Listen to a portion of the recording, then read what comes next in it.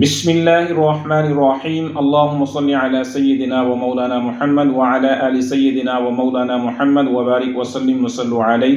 محترم ناظرین و سامعین، السلام علیکم ورحمۃ اللہ وبرکاتہ۔ اللہ تعالیٰ کی ذات سے امید ہے تمام احباب عافیت سے ہوں گے۔ ہماری دعا ہے اللہ تعالیٰ سب کو اپنے حفظ و امان میں رکھے اور اللہ تعالیٰ دنیا اور آخرت کی خوشیاں نصیب فرمائے۔ محترم سامعین و ناظرین، آج دو چیزیں آپ کے سامنے پیش کرنی ہیں۔ پہلی چیز یہ ہے کہ جب ہم مریض کا علاج کرتے ہیں تو اس دوران ہم مریض سے یہ کہتے ہیں کہ آپ اپنا صدقہ ادا کرو، اور ایک وہ چیز ہوتی ہے کہ جس کا نام ہم نے ذبیحہ رکھا ہے۔ اب یاد رکھیں، صدقے کے اندر شرط نہیں ہوتی کہ وہ جانور جو آپ نے صدقہ کرنا ہے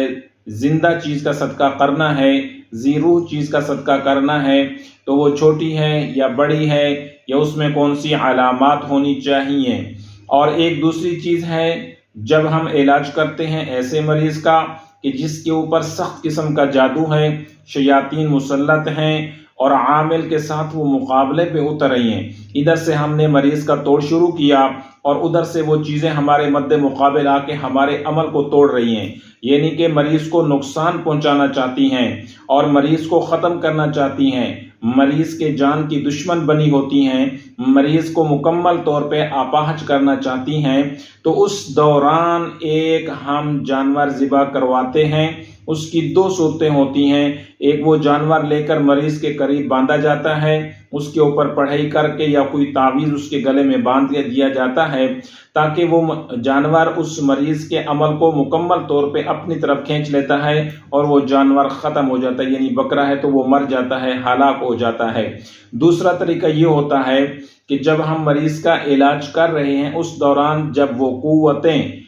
ہمارے ساتھ مقابلے میں اترتی ہیں یا جادوگر ہمارے ساتھ مقابلے پہ اترتا ہے اور ہمارے عمل کو توڑتا ہے اور اپنے عمل کو مزید طاقتور بناتا ہے اور اس کو مضبوط بنانے کی کوشش کرتا ہے، تب پھر ہم ایک ذبیحہ کرواتے ہیں۔ اب چونکہ صدقے کا تعلق بھی ذی روح چیز سے ہوتا ہے، جانور سے ہوتا ہے، بکرا ہے، چھترا ہے، اور اسی طرح جو ذبیحہ کیا جاتا ہے علاج کے دوران ان چیزوں کے مقابلے کو ختم کرنے کے لیے، ان کی طاقت کو ختم کرنے کے لیے، تو اس کا نام ہوتا ہے ذبیحہ۔ صدقے میں اور ذبیحہ میں بہت فرق ہے۔ صدقہ ایسی چیز ہے کہ جو آپ مریض کا علاج کرنے سے پہلے بھی دے سکتے ہیں، درمیان میں دے سکتے ہیں، بعد میں دے سکتے ہیں۔ اگر کوئی مریض نہیں بھی ہے تو ویسے بھی علاج کی نیت سے نہیں بلکہ ویسے حفاظت کی نیت سے صدقات دیتے رہتے ہیں،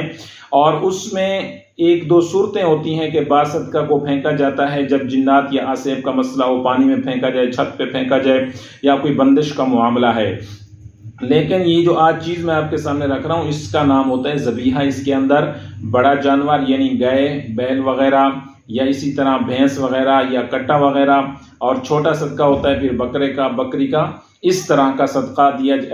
کیا جاتا ہے اور اس کا نام ہوتا ہے ذبیحہ۔ اب ذبیحہ کیا ہوتا ہے کہ جب آپ نے مریض کا علاج شروع کیا، جادو کا توڑ شروع کیا، اور جادو کے توڑ کے دوران عامل نے آپ کے ساتھ مقابلہ شروع کیا، ان چیزوں نے آپ کے ساتھ مقابلہ شروع کیا اور وہ چیزیں آپ کے مد مقابل آ چکی ہیں، آپ کو بھی نقصان دے رہی ہیں، آپ کے عمل کو توڑ رہی ہیں، اور وہ جادوگر مزید ایک طاقت کے ساتھ سامنے آ رہا ہے، تو اس صورت میں فوری طور پہ ہم کیا کرواتے ہیں؟ ذبیحہ کرواتے ہیں۔ اب ذبیحہ کا جو جانور ہوتا ہے وہ جانور ہو جو صحت مند ہو، اچھا بنا ہوا جانور ہو، اور اس میں قربانی کے جانور کی شرائط بھی پائی جائیں۔ ہماری کوشش یہی ہوتی ہے، چونکہ اس کے اندر ذبیحہ میں کچھ قوتیں جو ہمارے پاس موکلین ہوتے ہیں تو وہ جا کے ان شیاطین کا مقابلہ کرتے ہیں، اور وہ جو ساری کی ساری بیماری یا عمل ہوتا ہے اس بکرے پہ یا اس جانور پہ آ جاتا ہے، تو اس میں یا تو وہ جانور خود مر جاتا ہے، ایک دو دن کے اندر ختم ہو جاتا ہے اس گھر کے اندر، مریض کے گھر کے اندر، یا پھر اس کے بعد اس جانور کو ذبح کرا کے اس کا گوشت بنا کے مکمل طور پہ اس کو کسی ایک صاف کپڑا، سفید کپڑا جو کفن کے لیے استعمال ہوتا ہو، اس میں باندھ کے لپیٹ کے اچھی طرح سے تو اس کو قبرستان میں دفن کروا دیا جاتا ہے۔ اب یہاں پر کوئی یہ کہے جی یہ جائز نہیں ہے، یہ حرام ہے، یہ طریقہ ناجائز ہے۔ علاج کے لیے آپ ہر وہ کام کر سکتے ہیں مریض کو ٹھیک کرنے کے لیے، جادو کا توڑ کرنے کے لیے، کہ جس چیز کی شریعت میں اجازت ہو اور آپ کا مریض اس سے ٹھیک ہو رہا ہو۔ اب ہمیں پتہ ہوتا ہے کہ ہمارے مقابلے میں کون سی چیزیں آ چکی ہیں، ہمارے مقابلے میں شیاطین کون سے ہیں، ہمارے مقابلے میں جادوگر کیا کر رہا ہے، وہ کس طرح کا عمل کر رہا ہے، تو ہمیں بھی اسی طرح سے اس عمل کو کرنا پڑتا ہے، ضروری ہوتا ہے، فرض عین ہوتا ہے۔ اگر ہم اس میں وہ عمل نہیں کرتے جس طاقت سے وہ کر رہا ہے تو اس میں نقصان کس کا ہوتا ہے؟ اس میں نقصان مریض کا ہوتا ہے، اور مریض کی جان کو بھی خطرہ ہوتا ہے۔ تو آپ اگر اس طرح کے کوئی مریض ہیں، جادو کے ہیں، یا آپ کے اوپر شیاطین مسلط ہو چکے ہیں،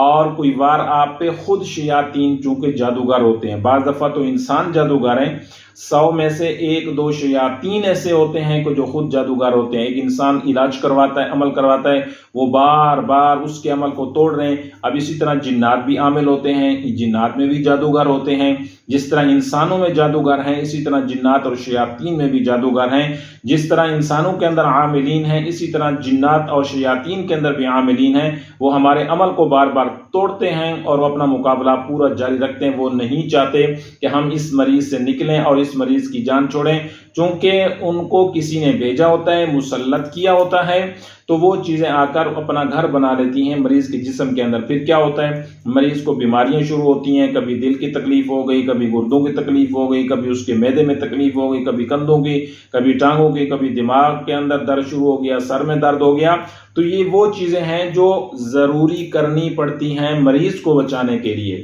تو یہ جو آج کا طریقہ آپ کو ہم بتا رہے ہیں، کافی سارے ساتھیوں نے ہم سے یہ سوال کیا ہے کہ آپ جو صدقے کے علاوہ یہ جو ذبیحہ کرواتے ہیں بکرے کا یا اسی طرح بھینس کا یا بڑے جانور کا، تو یہ کس لیے ہوتا ہے؟ تو یہ اس لیے بنایا گیا ہے، تمام ساتھی اس کو توجہ سے سن لیں۔ آپ بھی اگر کسی سے بھی علاج کروا رہے ہیں اور علاج کے اندر بار بار حملہ ہو رہا ہے تو آپ خود ان کو مشورہ دے سکتے ہیں، علاج کرنے والے کو، بھئی آپ ہمارا کوئی اس طرح کا صدقہ یا اس طرح کا ذبیحہ کروا دیں کہ آپ کے عمل کی طاقت برقرار رہے، اور وہ جو بار بار وہاں سے عمل ہو رہا ہے وہ ہمارا عمل ٹوٹ جائے اور ختم ہو جائے، ان کی طاقت ہم پہ زیادہ مسلط نہ ہو۔ تو اس کا فائدہ یہی ہوتا ہے انشاءاللہ اگر اس کو کریں گے، وہ حضرات جو یہ علاج معالجہ کرتے ہیں، روحانی عامل ہیں، ان کے لیے بھی میں یہ طریقہ بتلا رہا ہوں۔ اس کا طریقہ کیا ہوتا ہے کہ ایک جانور کو لایا جائے، بکرا ہو یعنی صحت مند ہو، اچھا ہو، تو اس کو لا کر تو اس کو گھر کے اندر باندھ دیا جائے، اس مریض کے گھر میں باندھ دیا جائے۔ اب اس کے اندر ایک تعویذ بنایا جاتا ہے۔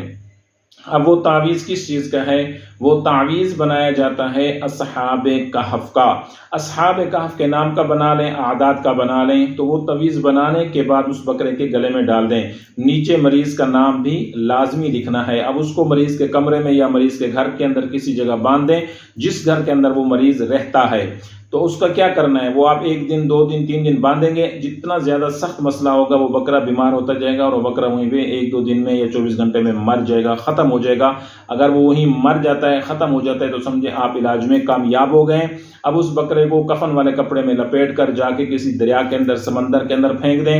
دفن کر دیں، سائڈ پہ دفن کر دیں، یا پھر قبرستان میں اس کو جا کے دفن کریں۔ اگر دریا سمندر کے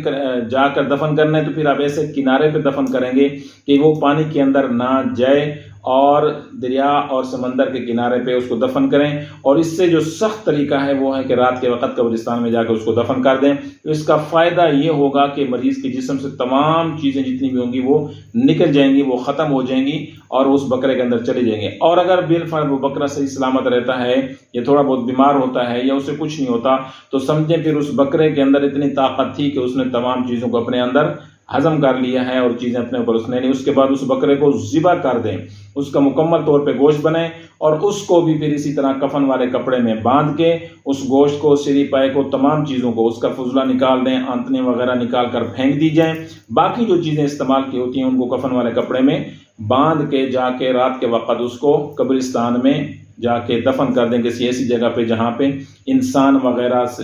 پاؤں نہ آئیں اور سائڈ پہ ہوں تاکہ کسی کو نقصان نہ ہو۔ تو اس سے فائدہ یہ ہوتا ہے کہ عمل کے دوران، علاج کے دوران جو قوتیں زیادہ ہوتی ہیں، حملہ کرتی ہیں، نقصان دینے کی کوشش کرتی ہیں، تو وہ دفع ہو جاتی ہیں اور وہ ختم ہو جاتی ہیں، وہ آپ کا مقابلہ نہیں کر سکتی۔ تو یہ طریقہ ہے عاملین کے لیے اور ان حضرات کے لیے جو علاج کرواتے ہیں اور سوال یہ کرتے ہیں کہ یہ کیوں کروایا جاتا ہے۔ تو آج کی ویڈیو میں اس کا ہم نے جواب دے دیا ہے۔ والسلام علیکم ورحمۃ اللہ وبرکاتہ۔